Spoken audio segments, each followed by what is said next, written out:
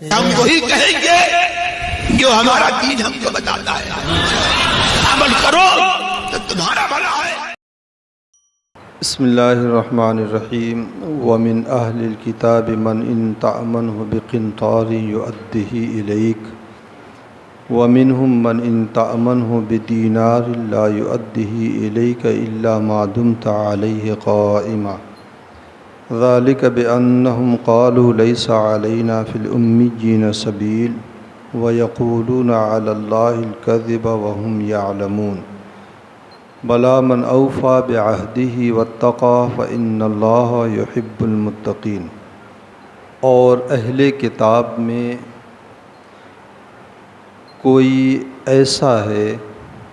کہ اگر تو اس کے پاس ڈھیر ساری امانت رکھے تو وہ تجھے ادا کر دے گا۔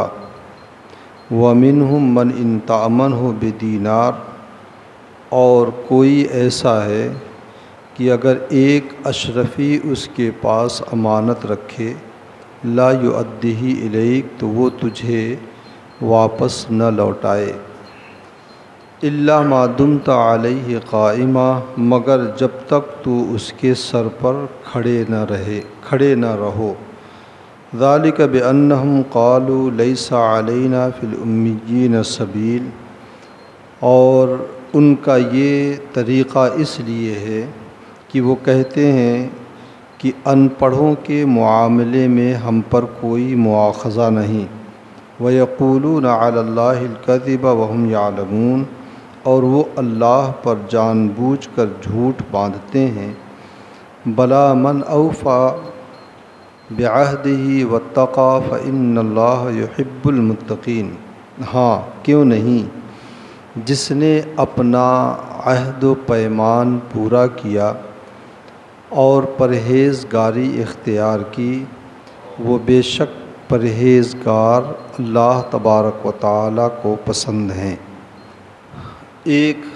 خاندان قریش کا ایک شخص تھا، اس نے حضرت عبداللہ ابن سلام رضی اللہ تعالی عنہ کے پاس امانت کے طور پر 12 اوقیہ سونا رکھا تھا۔ 12 اوقیہ سونا کا مطلب ہے ایک اوقیہ سونا 4000 دینار تھا،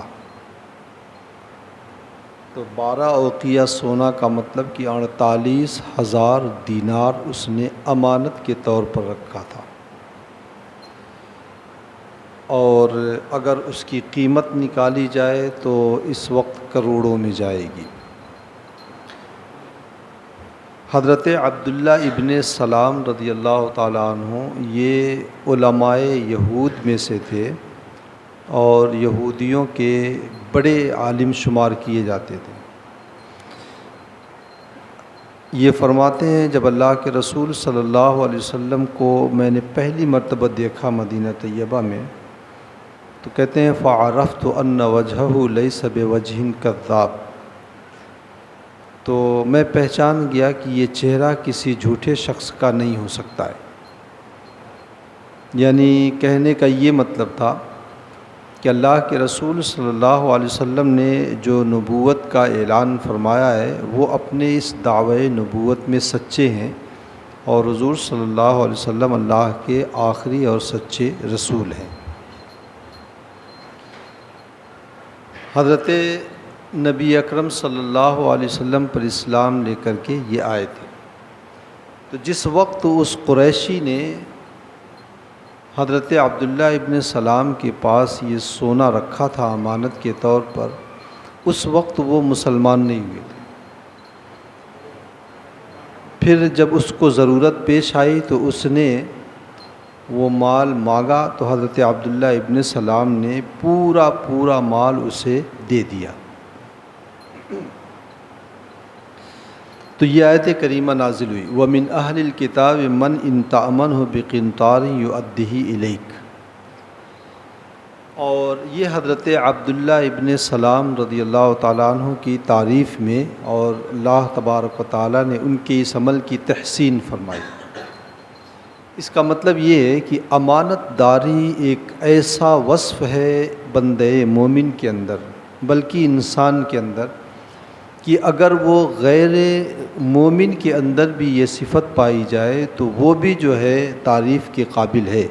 اتنی حد تک جتنی حد تک امانت ہے اس کے اندر، جسے آج کل ہم کہتے ہیں ایمانداری، سچائی۔ تو حضرت عبداللہ ابن سلام رضی اللہ تعالیٰ عنہ کی یہ تحسین فرمائی۔ اس آیت کریمہ کے نزول کا ایک وجہ یہ بھی ہے کہ یہودیوں کا یہ دعویٰ تھا کہ ہم حضرت ابراہیم علیہ الصلاۃ والتسلیم کے سب سے زیادہ قریب ہیں اور ان کے دین کے اوپر ہم ہیں، تو ہم سے بہتر کوئی ہو نہیں سکتا ہے۔ تو اللہ تبارک و تعالیٰ نے یہاں پر یہ بات، حضرت عبداللہ ابن سلام کی یہ بات قوم کے سامنے رکھی اور کہا کہ اہل کتاب میں کئی طرح کے لوگ ہیں۔ ایک تو وہ جو جن کے اندر امانت داری اور سچائی اتنی ہے کہ اگر ہزاروں جو ہے دینار کوئی امانت کے طور پہ رکھ دے تو وہ ذرا بھی اس میں خیانت نہیں کرتے ہیں اور پوری دیانت داری کے ساتھ وہ ادا کر دیتے ہیں۔ تو یہ وہ لوگ ہیں جو حضرت ابراہیم علیہ الصلاۃ والتسلیم کے دین پر ہیں اور حضرت ابراہیم علیہ الصلاۃ والتسلیم کے قریب ہیں۔ تو کہنے کا اور بتانے کا مقصد یہ ہے کہ کسی بھی بزرگ یا روحانی شخصیت کا قرب حاصل کرنا اصل میں اس کی تعلیمات پر عمل کرنا ہے۔ تو یہودی دعویٰ تو کرتے تھے، لیکن حضرت ابراہیم علیہ الصلاۃ والتسلیم کے دین پر، ان کے مذہب کے مطابق ان کا عمل نہیں تھا، تو اللہ تبارک و تعالیٰ نے ان کے رد میں یہ نکالی کہ ہاں جو تم میں سے حضرت ابراہیم علیہ الصلاۃ والتسلیم کی تعلیمات پر عمل پیرا ہے تو اس کے بارے میں تو جو ہے کہا جائے گا کہ ہاں وہ جو ہے حضرت ابراہیم علیہ الصلاۃ والتسلیم کے قریب ہے، لیکن جو ان کی تعلیمات کے خلاف ہے اس کے اس دعوے کو قبول نہیں کیا جائے گا۔ دوسری طرف مدینے میں ایک اور واقعہ پیش آیا تھا کہ ایک شخص تھا، یہ جس کا نام فخاس یا فخاس تھا، وہ 1 دینار اس نے امانت کے طور پر ایک یہودی کے پاس رکھا، شاید وہ کعب بن اشرف تھا، تو اس کے پاس اس نے امانت کے طور پر رکھا، اور پھر یہ شخص جو فخاس تھا یہ مسلمان ہو گیا، تو اس کو بہت برا لگا یہودی کو کہ یہ مسلمان کیوں ہو گیا۔ پھر جب مسلمان ہونے کے بعد یہ اپنی امانت واپس لینے کے لیے جب گیا تو اس نے دینے سے انکار کر دیا، کہا میں نہیں دوں گا، تم نے میرے پاس رکھا ہی نہیں ہے، یا جو بھی اس نے کہا ہو، اور دینے سے انکار کر دیا۔ اور اس نے یہ کہا، انہوں نے بہت سارے حوالے دیے، بہت ساری منت سماجت کی، لیکن کچھ نہیں۔ یہ بھی کہا کہ آخرت میں میدان محشر میں کیا جواب دو گے؟ تو اس نے کہا کہ امی کا مطلب ہوتا ہے ان پڑھ، ان پڑھ کا مطلب بغیر پڑھا ہوا۔ حضور صلی اللہ علیہ وسلم کو امی اس معنی کر کے کہا جاتا ہے کہ دنیا میں کسی شخص کے سامنے انہوں نے زانوِ ادب طے نہیں کیا ہے، کسی سے علم نہیں سیکھا ہے، بلکہ نبی رحمت صلی اللہ علیہ وسلم من جانب اللہ عالم بن کر کے آئے تھے، اس لیے حضور صلی اللہ علیہ وسلم کو نبی امی کہا جاتا ہے، یعنی ایسا نبی جس نے دنیا میں کسی مخلوق سے تعلیم حاصل نہیں کی ہے، رب کائنات کی جانب سے۔ تو یہ جو جاہل ترجمہ کر دیتے ہیں، کچھ جاہلوں نے جاہل ترجمہ کیا ہے حضور صلی اللہ علیہ وسلم کی صفت کا، تو ان سے بڑا جاہل کوئی بھی نہیں ہے۔ تو عربوں کو، یہودی اور عیسائی جو ہے عربوں کو امی کہا کرتے تھے، چونکہ عرب پڑھنا لکھنا کم جانتے تھے، ذہین تو تھے اور لکھنے اس لیے لکھنا نہیں جانتے تھے کہ ذہن اتنا تیز ان کا ہوتا تھا کہ ایک مرتبہ اگر 50 اشعار، 100 150 اشعار وہ سنتے تھے تو انہیں یاد ہو جاتا تھا ایک مرتبہ میں۔ خلفائے بنو عباسیہ میں ایک خلیفہ تھا، تو اس نے یہ اعلان کیا تھا کہ جو مجھے سب سے اچھا شعر سنائے گا اور سب سے نادر شعر سنائے گا کہ وہ شعر میں نے نہ کہیں پڑھا ہو نہ سنا ہو، تو ایسی صورت میں جو ہے میں اسے جو ہے بہت ڈھیر سارا انعام دوں گا۔ تو بڑے بڑے اشعار شاعر آتے تھے اور آ کر کے جو ہے اس کو سناتے تھے۔ کہا یہ تو میں سن چکا ہوں۔ تو وہ شاعر پریشان ہو جاتا تھا، کہتا تھا کہ اگر سن چکے ہیں تو سنائیے، تو پورا شعر سنا دیتا تھا ہو بہو ایک دم سے۔ تو پریشان ہو جاتے تھے کہ یہ میں نے لکھا ہے یہ شعر، میں پہلی مرتبہ سنا رہا ہوں اور یہ پتہ نہیں کیسے جو ہے کہہ رہا میں سن چکا ہوں۔ تو راز یہ کھلا کہ وہ اتنا ذہین تھا کہ وہ ایک مرتبہ میں سن کر کے یاد کر لیتا تھا۔ تو ذہن جب کام ہوتا تھا، جب آدمی کا ذہن رہتا تھا، کہتے کون لکھے گا تو یاد رہے گا چلو، تو اس کی وجہ سے اس کے اندر جو ہے کتابت کا رواج نہیں ہوا۔ خود جو ہے حضرت امام ترمذی رحمۃ اللہ تعالیٰ علیہ، حضور صلی اللہ علیہ وسلم کے وصال کے 200 سال کے بعد ان کی جو ہے 190 سال کے بعد ان کی ولادت ہوتی ہے، حضرت امام ترمذی رحمۃ اللہ تعالیٰ علیہ۔ ان کے پاس ایک 40 سال کا 20 سال کا نوجوان آیا اور آنے کے بعد کہہ رہا ہے آپ مجھے پہچانتے ہیں؟ امام ترمذی نے کہا نہیں پہچانتا تو نہیں ہوں، لیکن 20 سال پہلے میرے پاس فلاں آدمی آیا تھا اور اس کے گود میں ایک بچہ تھا، وہ بچہ تو پورا بدن اس کا ڈھکا ہوا تھا کپڑے میں نے چہرہ بھی نہیں دیکھا تھا، صرف اس کا انگوٹھا کھلا ہوا تھا، اس کا انگوٹھا اور تمہارا انگوٹھا بالکل ایک جیسا ہے۔ 20 سال میں کتنی تبدیلی آتی ہے انگوٹھے میں، لیکن وہ کیا ذہن تھا حضرت امام ترمذی رحمۃ اللہ تعالیٰ علیہ کا۔ تو وہ کہتا ہے کہ وہ میں ہی تھا، وہ بچہ میرے والد آپ کے پاس لے کر کے آئے تھے، میں فلاں کا لڑکا ہوں۔ اتنے ذہین ہوا کرتے تھے۔ حج کرنے گئے تھے تو جو ہے ایام حج میں ان کے استاد سے ملاقات ہو گئی، تو انہوں نے سوچا کہ جو حدیثیں میں ان سے سنا ہوں وہ ایک مرتبہ ریوائز کروا لوں تاکہ اگر کہیں کوئی غلطی ہو تو صحیح کر لوں۔ تو جو لکھے تھے وہ تو گھر پہ چھوڑ کے آئے تھے، حج کرنے کوئی جاتا ہے تو کہاں لے کر کے جاتا ہے۔ تو انہوں نے کہا کہ جو حدیثیں آپ نے مجھے پڑھائی ایک مرتبہ آپ مجھے سنا دیتے تو میں تصحیح کر لیتا، اس میں اگر کچھ کمی بیشی ہوتی تو صحیح کر لیتا۔ کہا ٹھیک ہے۔ وہ سنانے لگے، یہ اپنے اس میں سے ایک سادہ کاغذ نکال کے کھڑے ہو گئے، سننے لگے۔ ان کو شبہ ہوا، تو شبہ ہونے کے بعد جو ہے وہ بھی چالاک تھے استاد، انہوں نے جو ہے 50 حدیثیں دوسری وہ سنا دی جو انہوں نے ان کو پڑھایا نہیں تھا، اور پھر اس کے بعد کہہ رہے ہیں ایسے کر کے کاغذ دے کے کہہ رہے ہیں تم مجھے بیوقوف سمجھتے ہو، اور ناراض ہونے لگے۔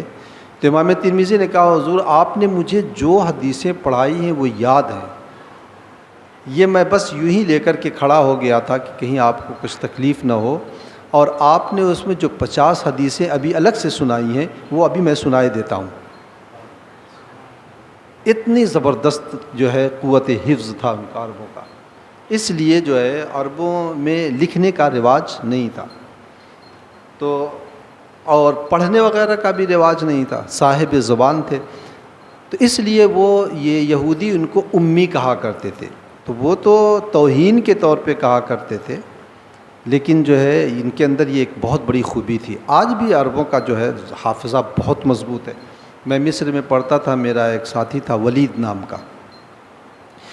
400 صفحے کی کتاب تھی، اس کو ازبر یاد تھی، ایک دم شروع سے لے کے اخیر تک اس کو یاد تھی۔ میرے بغل میں ایک نابینا لڑکا آ کر کے بیٹھا تھا، تو اس نے مجھ کو ایسے ٹٹول کر کے میرا نام پوچھا، اور نام پوچھنے کے بعد مجھ سے کہہ رہا ہے کہ صفحہ نمبر فلاں فلاں فلاں پڑھو، یعنی 3 صفحہ مجھ سے پڑھنے کے لیے کہا۔ میں نے 3 صفحہ اس کو پڑھا، پڑھنے کے بعد 1 منٹ وہ خاموش رہا، اس کے بعد کہا ایک مرتبہ اور پڑھو، ایک مرتبہ اور میں نے پڑھا اور اس کے بعد سنا دیا۔ آج بھی عربوں کا حافظہ بہت مضبوط ہے، اللہ تبارک و تعالیٰ کی خاص عنایت عربوں میں ہے، اس کی وجہ سے پڑھنا لکھنا ان کے اندر جو ہے تھوڑا کم تھا، اس لیے انہیں امی کہا جاتا ہے۔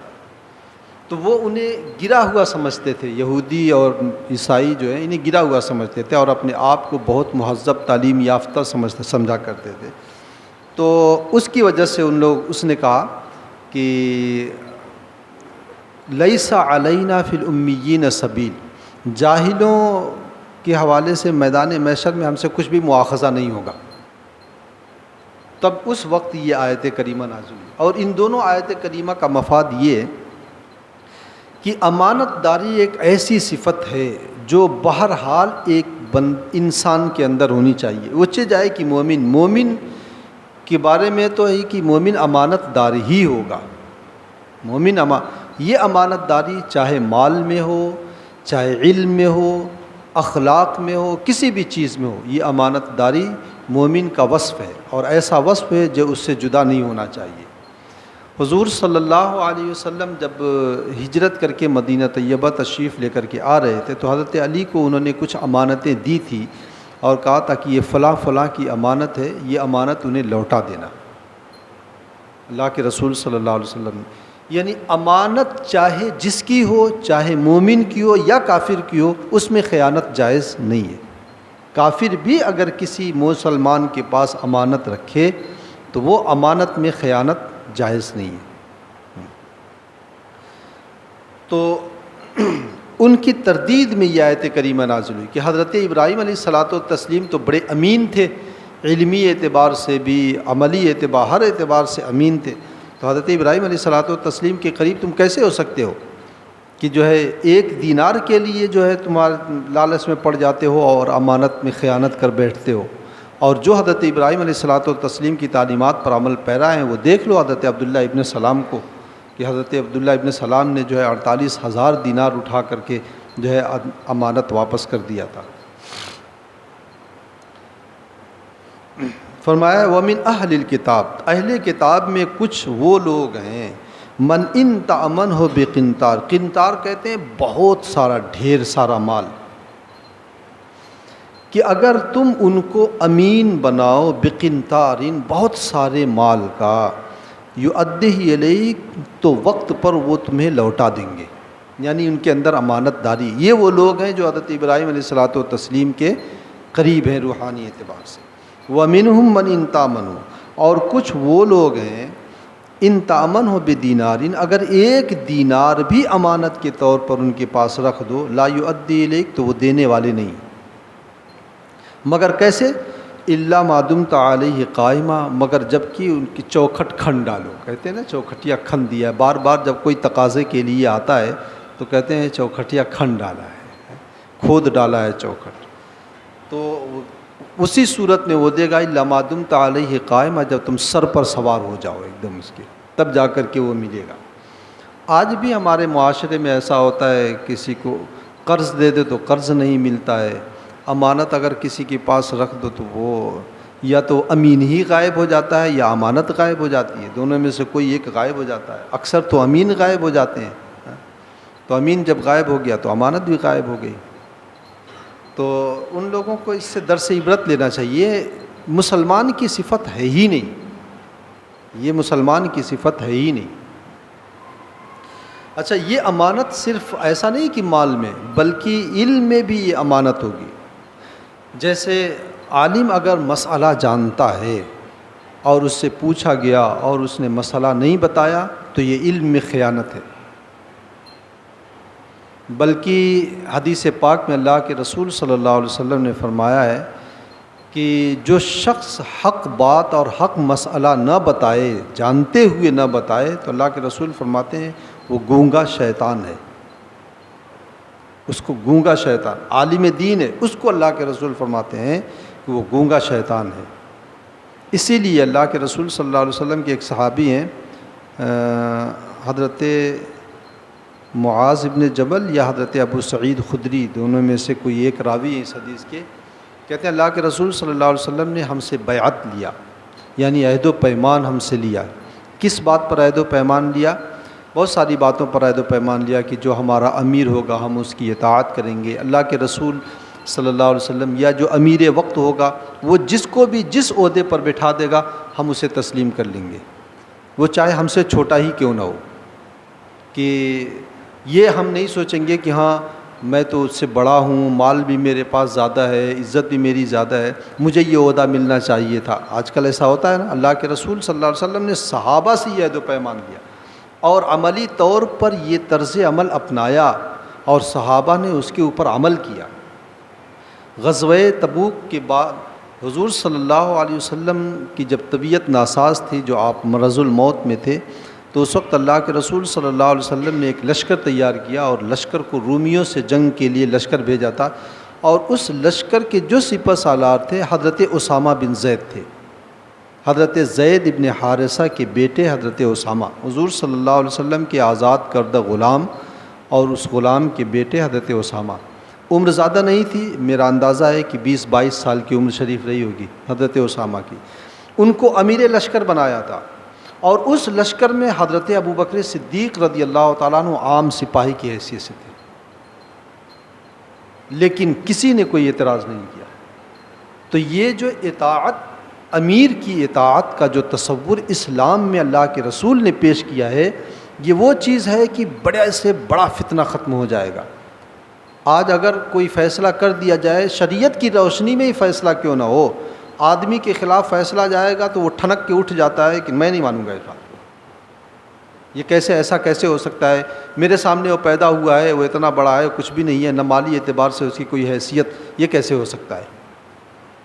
لیکن اللہ کے رسول صلی اللہ علیہ وسلم نے یہ تصور دنیا کے سامنے رکھا، اور صحابہ نے اس پہ عمل کر کے دکھایا۔ تو اس میں ایک چیز اللہ کے وہ صحابی کہتے ہیں، حضرت ابو سعید خدری رضی اللہ تعالیٰ عنہ کہتے ہیں، اللہ کے رسول نے ہم سے اس بات پر بیعت لیا تھا اور عہد و پیمان کیا تھا، اللہ نقول الا حقا، کہ ہم حق بات ہی کہیں گے، چاہے وہ ہمارے خلاف ہو یا ہمارے رشتہ داروں کے خلاف ہو یا کسی اور کے خلاف ہو، ہم حق بات ہی کہیں گے، اور حق بات کہنے میں ہم کوئی خوف اور کوئی عار محسوس نہیں کریں گے۔ یہ بھی اللہ کے رسول نے ہم سے عہد و پیمان لیا۔ تو یہ امانت اس بات میں بھی ہے۔ یہی وجہ ہے کہ اگر کوئی معاملے کی سچائی جانتا ہے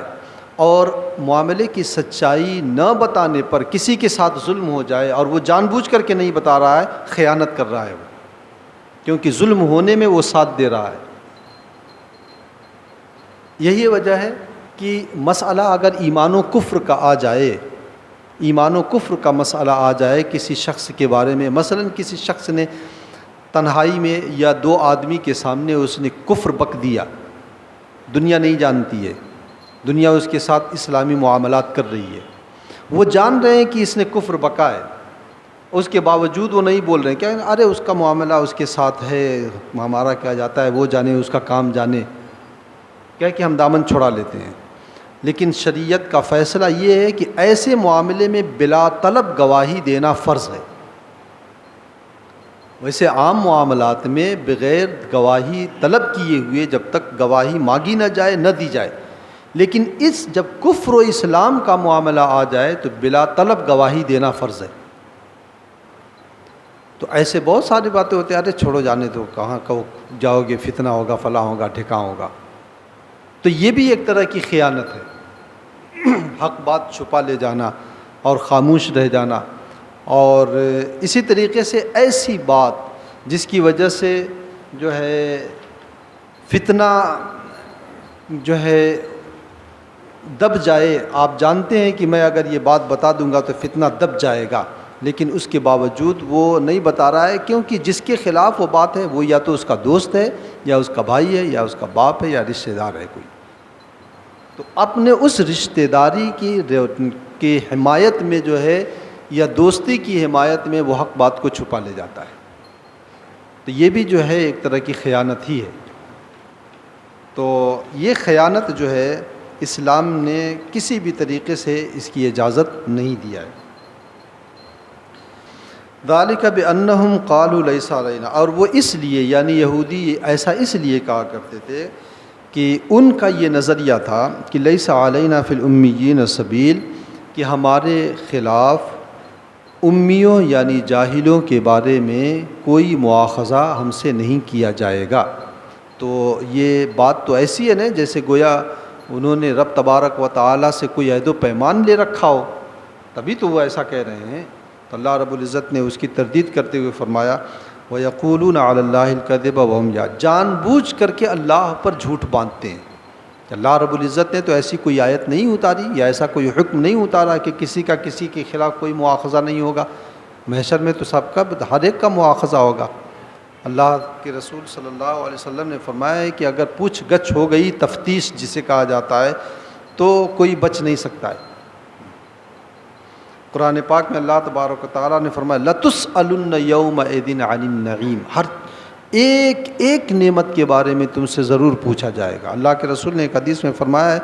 کہ اولاد آدم کا قدم ٹلنے نہیں دیا جائے گا جب تک کہ اس سے 6 چیزوں کے بارے میں 5 چیزوں کے بارے میں پوچھ نہ لیا جائے۔